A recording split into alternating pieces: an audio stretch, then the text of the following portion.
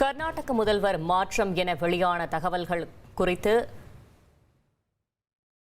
காங்கிரஸ் தலைவர் மல்லிகார்ஜுன் கார்கே விளக்கம் அளித்திருக்கிறார். மேலும் விவரங்களை செய்தியாளர் பாரதி ராஜா வழங்கிட கேட்கலாம். பாரதி ராஜா, வணக்கம். என்ன விளக்கம் அளிக்கப்பட்டிருக்கிறது? முழு தகவலை சொல்லுங்க.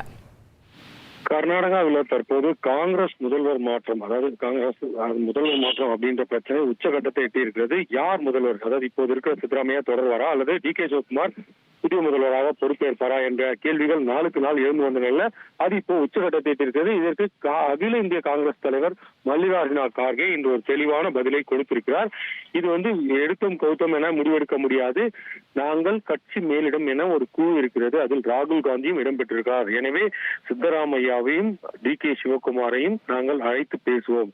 அது மட்டுமல்ல, எந்தெந்த எம்எல்ஏக்களுக்கெல்லாம் சித்தராமையா முதல்வராக இருக்க வேண்டும், அதே போல யாரெல்லாம் டி.கே. முதல்வராக, அதாவது டி.கே. சிவகுமார் முதல்வராக வேண்டும் என கோருகிறார்களோ அந்த எம்எல்ஏக்களையும் அழைத்து பேசுவேன். அதன் பிறகு ஒரு உயர்மட்ட குழுவானது, எந்த குழுவானது இந்த ஆலோசனைகளை நடத்துகிறதோ அந்த குழு இறுதிக்கட்ட முடிவை எடுக்கும், அதன்படி செயல்படுவோம் என்று மல்லிகார்ஜுன கார்கே அவர்கள் தெரிவித்திருக்கிறார். இது மிகப்பெரிய ஒரு உச்சகட்டமாக தான் பார்க்க வேண்டும். ஏனென்றால் கட்சி தலைமை, அகில இந்திய காங்கிரஸ் கட்சியின் தலைவராக இருக்கும் மல்லிகார்ஜுன கார்கே ஒரு குழுவாகத்தான் முடிவு எடுப்போம் என சொல்லியிருக்கிறார். அது முக்கியத்துவம் வாய்ந்ததாக பார்க்கப்படுகிறது.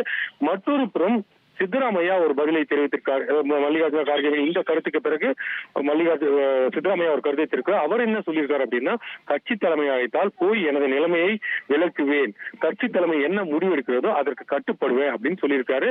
சித்தராமையா முடிவுல, அதாவது சித்தராமையின் இந்த பேச்சுல பல்வேறு சூட்சுமங்கள் இருக்கிறது. ஏனென்றால் இப்போ இதுவரைக்குமே டி.கே. என்ன செஞ்சுட்டு இருக்காருன்னா, கர்நாடகாவில் எம்எல்ஏக்களோட ஆதரவை திரட்டி விட்டு வந்த நிலையில முதல்வர் சித்தராமையா அகிந்தா அப்படின்ற ஒரு விஷயத்த கையில எடுக்கிறார். அகிந்தா அப்படின்றது அங்கு கட்டமைக்கப்பட்ட, கர்நாடகாவிலேயே அகிந்தா அப்படின்னா ஒரு பெரிய மதிப்புக்குரிய ஒரு விஷயமாக பார்க்கப்படுகிறது. அனைத்து சமுதாயங்களும் அதில் இடம்பெறும். அகிந்தா அப்படின்றது அனைவரும் சமம் அப்படின்றதுக்கு இணையானது. எனவே அந்த ஆயுதத்தை சித்தராமையா கையில எடுத்திருக்கார் அப்படின்றதுதான் பார்க்கணும். என்றால் இன்று காலை முதலே நம்ம பார்க்கிறோம், முதல்வர் வீட்டுக்கு பல அகிந்தா தலைவர்கள் வந்து போகிறார்கள். இது ஒரு மிகப்பெரிய முன்னேற்றமாக பார்க்கப்படுகிறது. இந்த நிலையில கூடிய விரைவில் முதல்வர் சித்தராமையாவும் அதே போல டி.கே. சிவகுமார் அவர்களும் டெல்லி பயணிப்பார்கள். டெல்லி மேலிடம் அவர்களை அழைக்கும் அப்படின்ற ஒரு சூழலும் இருக்கிறது. இது நாளைய கூட நடக்கலாம் அல்லது திங்கட்கிழமையும் இது நடைபெற வாய்ப்பு இருக்கிறது. தகவல்களுக்கு நன்றி பாரதி ராஜா.